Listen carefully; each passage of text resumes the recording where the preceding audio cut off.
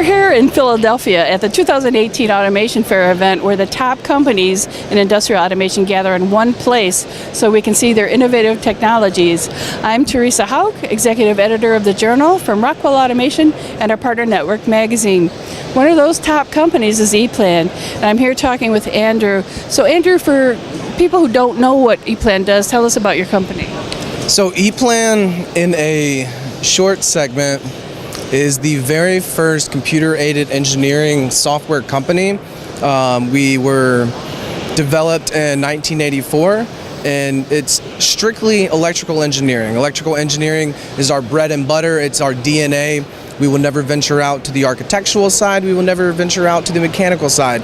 It is electrical engineering, and what makes us stand out from other companies, some of our competitors, is we take away the manual process from the beginning stages to kitting all the way down to the manufacturing shop floor, and we automate everything. We standardize your process, we standardize your workflow, and we overall standardize your entire operation. And I know that you're proud of the differentiation, and one of those is the product you are highlighting here. Tell us about that. Correct. So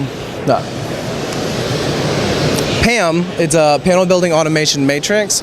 It is the very first world-class business consultancy tool for the engineering industry. It shows you your current workflow to an optimized workflow utilizing EPLAN. It's able to, with 12 questions, explain to you what your bottlenecks are throughout your entire phase, throughout your entire manufacturing phase.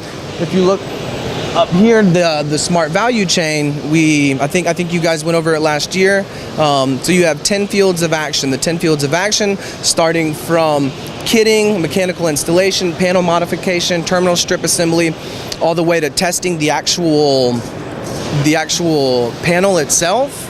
And the way it's done is we did a case study of 150 panel builders worldwide, 50 being here in the US, using the standard Rittal TS8 standing panel. They had the exact same 500 wires, 4 cutouts in the doors, all of the same information. And from there, we did the case study of them utilizing a manual process and then utilizing an automated process. And from there, that's how we created the algorithm for PAM.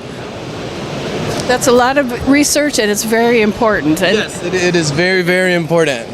But it's useful to your users, and I know there's a lot more to learn about PAM, so go to the URL you see on the screen and learn about how they can help you and what the difference is between them and their competitors. I'm Teresa Hauk at the 2018 Automation Fair event. I'll see you next time.